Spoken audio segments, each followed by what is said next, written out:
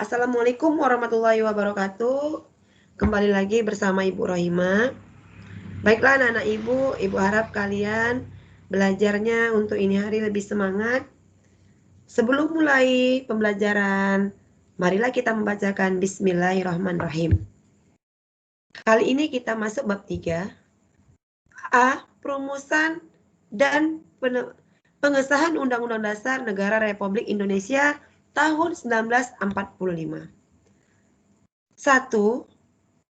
Perumusan Undang-Undang Dasar Negara Republik Indonesia tahun 1945. Kedua, pengesahan Undang-Undang Dasar Negara Republik Indonesia tahun 1945. 1. Perumusan Undang-Undang Dasar Negara Republik Indonesia tahun 1945. Tahukah kalian apa itu konstitusi? Coba kalian baca pengertian konstitusi berikut ini. Istilah konstitusi dalam banyak bahasa berbeda-beda, seperti dalam bahasa Inggris, Constitution, dalam bahasa Belanda, Constitutie, dalam bahasa Jerman, Constitution, dan dalam bahasa Latin, Constitution, yang berarti undang-undang dasar atau hukum dasar. Konstitusi menjadi dua, yaitu konstitusi tertulis dan konstitusi tidak tertulis. Konstitusi tertulis adalah aturan-aturan pokok dasar negara, bangunan negara, dan tata negara yang mengatur kehidupan suatu bangsa dalam persekutuan hukum negara. Ketika kemerdekaan Indonesia diproklamasikan, belum memiliki undang-undang dasar. Undang-Undang Dasar Negara Republik Indonesia tahun 1945 ditetapkan oleh PPKI pada hari Sabtu 18 Agustus 1945, satu hari setelah proklamasi. Nah, coba kalian rumuskan beberapa pertanyaan yang berkenaan dengan perumusan Undang-Undang Dasar di Indonesia. Pertanyaan kalian dapat diserahkan pada persoalan-persoalan seperti lembaga perumus, waktu perumusan, keanggotaan lembaga perumus, tahapan perumusan, dan hasil rumusan.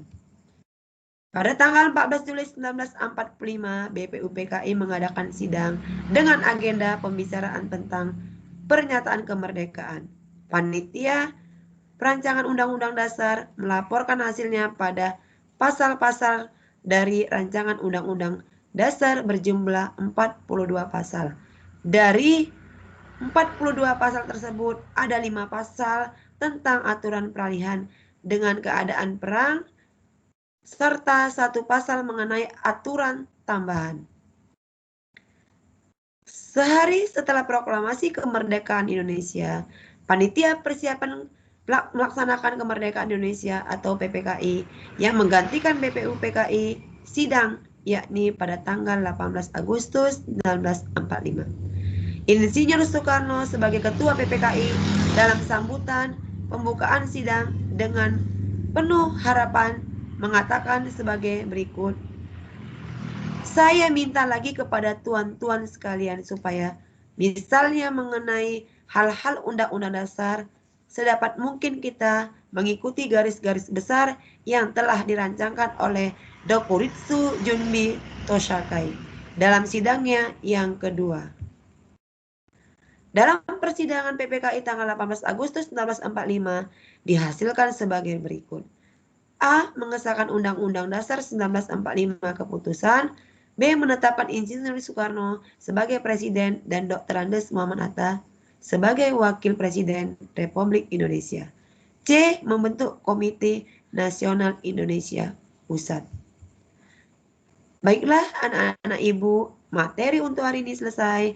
Marilah kita membacakan Alhamdulillah. Sekian, terima kasih. Selamat belajar. Tetap semangat. Belajar di rumah. Tetap jaga kesehatan. Wassalamualaikum warahmatullahi wabarakatuh.